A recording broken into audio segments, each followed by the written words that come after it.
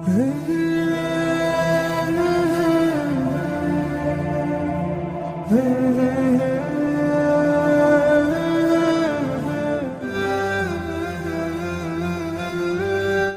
الرحیم۔ کل Faisal tours and travels کی جانب سے جو ہمارا 20 روزہ پیکیج ہے، تو آج ہم جنگ احد جہاں پر واقع ہوئی تھی اس مقام پر ہم پہنچے ہوئے ہیں۔ یہ جو میدان نظر آ رہا ہے یہ غزوہ احد کا میدان ہے، اور یہ جو پہاڑی نظر آ رہی ہے کئی کلومیٹر پر مشتمل ہے۔ یہ جبل احد ہے، یعنی کہ احد کا پہاڑ ہے، اور یہ جالی کے اندر جو ہے قبرستان ہے حضرت سید الشہداء حضرت امیر حمزہ رضی اللہ تعالیٰ عنہ، اور ان کے ساتھ جو شہداء کرام جنگ احد میں شہید ہوئے تھے ان تمام کے مزارات جو ہے یہیں پر ہے۔ اور یہ غزوہ احد کا پس منظر میں تھوڑا سا آپ کو بتاؤں کہ غزوہ احد کیسی ہوئی تھی اور کیوں ہوئی تھی، اور غزوہ احد میں کیا ہوا تھا۔ دیکھیے، غزوہ بدر جو ہے اسلام کی ہماری پہلی جنگ تھی، جس میں اللہ تبارک و تعالیٰ نے مشرکین مکہ کا غرور اور گھمنڈ جو ہے مٹی میں اور خاک میں ملا دیا تھا، اور ان میں بڑے بڑے سردار اس جنگ کے اندر ان کے جہنم رسید ہو گئے تھے، تو ان کو بڑا غصہ تھا، اور بدلے کا بہت ان کو بدلے کا ایک مزاج تھا کہ بدلہ لینا چاہیے اور مسلمانوں کو سبق سکھانا چاہیے۔ اور مدینے کے اندر جو ہے الحمدللہ اللہ کے نبی صلی اللہ علیہ وسلم کی تعلیمات، صحابہ کرام کے اخلاق اور آپ کے اخلاق کریمانہ، ان تمام کو دیکھ کر دن بدن مسلمانوں کے اندر اضافہ ہوتا جا رہا تھا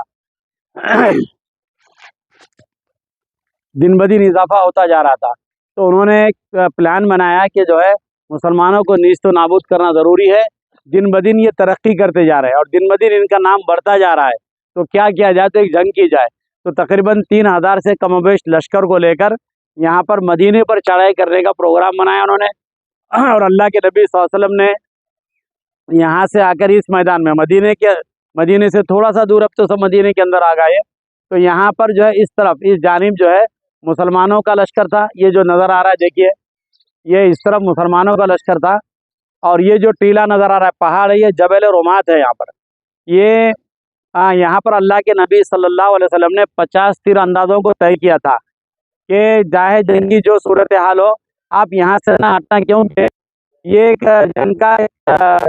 حصہ تھا جہاں سے دشمن کے حملہ کرنے کا بہت زیادہ خطرہ تھا۔ تو آپ صلی اللہ علیہ وسلم نے اس خطرے سے بچنے کے لیے جبل رومات پر 50 تیر اندازوں کا دستہ وہاں پر بٹھایا۔ پھر اس کے بعد جو ہے جنگ جب شروع ہوئی تو اس طرف سے مشرکین مکہ تھے اور اس طرف سے مسلمان تھے، اور جب جنگ شروع ہوئی تو مسلمان غالب رہے اور ان کو جو ہے پیچھے دوڑایا، اور وہ جب دوڑتے دوڑتے پیچھے چلے گئے تو تمام صحابہ کو ایسا لگا کہ اب ہم تو جیت گئے اور یہ تو میدان چھوڑ کر بھاگ رہے ہیں۔ جبل رومات پر جو 50 تیر انداز صحابہ ٹھہرے ہوئے تھے ان کو بھی ایسا لگا کہ ہمارے یہاں پر ٹھہرانے کا مقصد اللہ کے نبی صلی اللہ علیہ وسلم کا یہ تھا کہ یہاں سے کوئی حملہ نہ کرے، اور جب یہ پسپا ہو رہا ہے اور یہ میدان چھوڑ کر بھاگ رہے ہیں تو ہم کو یہاں سے جانے میں حرج نہیں۔ صحابہ جو ذمہ دار تھے انہوں نے ان کو روکا، لیکن بہرحال اللہ کی مصلحت تھی، وہ وہاں سے ہٹے۔ اس وقت حضرت خالد بن ولید رضی اللہ تعالیٰ عنہ ابھی اسلام نہیں لائے تھے۔ انہوں نے دیکھا کہ یہ بہت کمزور حصہ ہے اور یہاں سے جنگ کا نقشہ بدلا جا سکتا ہے، اور یہاں کے صحابہ جو متعین تھے وہ وہاں سے ہٹ رہے ہیں، تو پھر انہوں نے پیچھے سے آ کر اس پر حملہ کیا، اور وہاں پر جو صحابہ کرام رضوان اللہ تعالیٰ علیہ مجمعین تھے وہ وہاں پر سب شہید ہو گئے، اور پھر اس طرف سے ان کا دستہ ادھر آیا۔ اب آگے پیچھے بھاگ رہے تھے مشرکین مکہ اور ان کو بھگا رہے تھے مسلمان۔ ادھر سے جب یہ آگے ان کے جھنڈے لے کر انہوں نے جب اپنے نعرے بلند کیے، آوازیں بلند کی، تو وہ جو دوڑ رہے تھے پیچھے وہ پلٹ گئے، اور پلٹنے کے بعد دشمن دو طرف سے ہو گیا، اس طرف سے بھی ہو گیا اور اس طرف سے بھی، اور پھر گھمسان کی لڑائی ہوئی۔ پھر اس کے بعد اللہ کے نبی صلی اللہ علیہ وسلم نے سب کو حکم دیا کہ سب احد پہاڑ کی طرف چلے، تو یہ احد پہاڑ کی طرف چلے۔ اس جنگ کے اندر جو جھنڈا تھا حضرت مصعب بن عمیر رضی اللہ تعالیٰ عنہ کے ہاتھ میں تھا، جو نبی کریم صلی اللہ علیہ وسلم کی ہم شکل تھے، آپ کی شباہت ملتی جلتی تھی، وہ اس میں شہید ہوئے۔ تو یہ خبر پھیلائی گئی کہ محمد رسول اللہ صلی اللہ علیہ وسلم نعوذ باللہ شہید ہو گئے، تو مسلمانوں کو لگا کہ بھائی ان کی ہمت پست ہو رہی تھی، اور مشرکین مکہ اس کو اور زیادہ زور زور سے کہہ رہے تھے، لیکن اللہ کے نبی صلی اللہ علیہ وسلم اس میں جو ہے زخمی ہوئے، اور اس زخمی حالت میں صحابہ کرام نے آپ کو لے گئے، اور وہ جو پہاڑ نظر آ رہا ہے وہ جبل احد ہے، وہاں پہاڑ کا حصہ تھوڑا سا کٹا ہوا نظر آ رہا ہے، اس کو زوم کر کے بتائیے۔ وہاں پر اس جگہ پر جب آپ گئے اور وہاں پر آرام کیا، اپنے پتھر پہاڑ نے آپ کو جگہ دیا، تو یہ پہاڑ جو ہے اللہ کے نبی صلی اللہ علیہ وسلم نے فرمایا کہ یہ احد کا پہاڑ یہ جنتی پہاڑ ہے، احد کے پہاڑ سے ہم کو محبت ہے اور احد کا پہاڑ ہم سے محبت کرتا ہے۔ تو اللہ کے نبی صلی اللہ علیہ وسلم نے فرمایا کہ جب زمین اٹھا لی جائے گی تو احد کے پہاڑ کو بھی جنت میں لے جایا جائے گا، تو یہ جنت کا پہاڑ ہے۔ اور وہ جو چھوٹی سی جگہ نظر آ رہی، الحمدللہ اس جگہ پر مجھے بھی جانے کا موقع ملا، میں خود وہاں تھوڑی دیر بیٹھ کے بھی آیا 2010 میں واقعتاً۔ وہاں جانے کے بعد بہت خوشبو آتی ہے، بہت اچھا یہ ہے ماشاءاللہ وہ۔ اب تو وہاں کے راستے بند کر دیے گئے، اب اوپر جا نہیں سکتے ہیں۔ بہرحال اللہ تعالیٰ کا کرم اور شکر ہے کہ اللہ تعالیٰ نے ہمیں مدینہ منورہ میں ہماری حاضری کو قبول کیا، اور مدینہ ادھر دیکھیے ذرا، مدینہ منورہ کی حاضری کو قبول کر کے اللہ تعالیٰ نے ہمیں یہاں کے مقدس مقامات کی زیارت نصیب فرمائی، اور حضرت سید الشہداء حضرت حمزہ رضی اللہ تعالیٰ عنہ، اس جنگ میں ان کی جو شہادت ہوئی تھی بہت دردناک شہادت ہوئی تھی۔ اللہ کے نبی صلی اللہ علیہ وسلم اس کو برداشت نہیں کرتے تھے، اس کو دیکھ کر، اس منظر کو دیکھ کر، اور اس میں جو ہے آپ کے بہرحال وہ تفصیل بتانے کو بھی ہمت نہیں ہوتی ہے، لیکن بڑی بے دردی کے ساتھ آپ کو شہید کیا گیا تھا۔ ہندا جو تھی اس کے بھائی کو بدر کے اندر جو ہے شہید کیا، جہنم رسید کیا گیا تھا،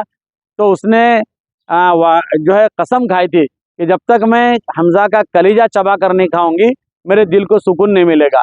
پھر اس نے ایک وحشی غلام کو جو ہے کہا کہ تم اس کو معاوضہ اور انعام کا لالچ دیا، اور کہا کہ تم جو ہے ان کے مجھے یہ کلیجہ نکال کے دینا۔ تو اس جنگ کے اندر حضرت حمزہ رضی اللہ تعالیٰ عنہ کے کلیجے کو نکالا گیا، جسم کے کئی اعضاء کو الگ کیا گیا۔ جب نبی کریم صلی اللہ علیہ وسلم، اور پھر آپ کی لاش کو جمع کرنے میں کافی وقت لگا، تو جب آپ کو جمع کیا گیا تو آپ نے جو ہے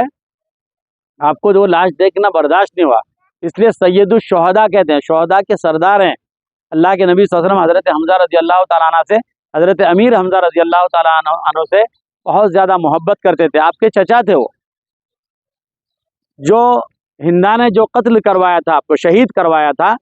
تو جب فتح مکہ ہوا، فتح مکہ کے موقع پر بہت سے لوگوں نے اسلام قبول کیا، جس میں ہندا نے بھی اسلام قبول کیا، اور دیکھا کہ اس نے دریائے رحمت جوش مار رہا ہے، تو انہوں نے پوچھا کہ بھائی میرے لیے کوئی اس میں گنجائش ہے، کیونکہ اس کا جرم جو تھا وہ بہت بڑا جرم تھا۔ اللہ کے نبی صلی اللہ علیہ وسلم کے پاس صحابہ آئے، کسی نے کوئی صحابی آیا اور کہا کہ ہندا جو ہے دائرہ اسلام میں آنا چاہتی ہے، تو اللہ کے نبی صلی اللہ علیہ وسلم فرمایا کہ ٹھیک ہے آنے دو اسے۔ کتنا بڑا دل ہے، دیکھیے آپ نے کتنا بڑا دل کیا کہ بے دردی سے اپنے چچا کی شہادت جن کے ذریعے سے ہوئی تھی اور جو اس کی وجہ بنی تھی، اللہ کے نبی صلی اللہ علیہ وسلم نے کہا کہ ہندا کو بھی اجازت ہے آنے کی، لیکن یہ فرمایا کہ ہندا کو میرے سامنے مت لانا، کیونکہ وہ جب آتی ہے تو مجھے میرے پیارے چچا یاد آ جاتے ہیں۔ تو آپ رحمت للعالمین بن کر آئے تھے۔ آپ صلی اللہ علیہ وسلم نے فتح مکہ جب ہوا تو فتح مکہ میں کوئی مارا نہیں گیا۔ صحابہ کرام جو ہے وہاں پر اعلان کر رہے تھے، کچھ صحابہ، کہ الیوم یوم الملحمہ، کہ آج بدلے کا دن ہے، لیکن اللہ کے نبی صلی اللہ علیہ وسلم کے کانوں تک یہ آواز پہنچی تو آپ نے فرمایا کہ نہیں، نعرہ بدل دو۔ آپ نے فرمایا کہ نہیں، الیوم یوم المرحمہ، کہ آج رحم و کرم کا دن ہے۔ آپ نے سب کو معاف کر دیا، اور ابو سفیان جو اس وقت تک ایمان نہیں لائے تھے ان کو بھی معاف کر دیا، اور یہ فرمایا کہ من دخل دار ابی سفیان فقد آمن، کہ جو بھی ابو سفیان کے گھر میں بھی داخل ہوتا ہے تو اس کے لیے بھی امن ہے۔ تو مشرکین مکہ نے جب مکہ فتح ہو گیا تو مکہ فتح ہونے کے بعد مشرکین مکہ نے دیکھا کہ کہیں پر کوئی خون نہیں بہا اور پورا مکہ فتح ہو گیا۔ یہ نبی کریم صلی اللہ علیہ وسلم کی اور صحابہ کرام رضوان اللہ تعالیٰ علیہم اجمعین کی شان تھی۔ اللہ تعالیٰ نے اس موقع پر فتح مکہ کے موقع پر اللہ تعالیٰ نے ایک مثال پیش کی، اور مکہ فتح ہونے کے بعد آپ نے اپنے دشمنوں کو، آپ چاہتے تو ان سے بدلہ لے سکتے تھے، چن چن کر گن گن کر بدلہ لے سکتے تھے، لیکن آپ نے ان سب کو معاف کر دیا۔ اللہ کے نبی صلی اللہ علیہ وسلم پر درود شریف پڑھیے، اللہم صلی علی محمد وعلی آل محمد کما صلیت علی ابراہیم وعلی آل ابراہیم انک حمید مجید، اللہم بارک علی محمد وعلی آل محمد کما بارکت علی ابراہیم وعلى آل إبراهيم إنك حميد مجيد.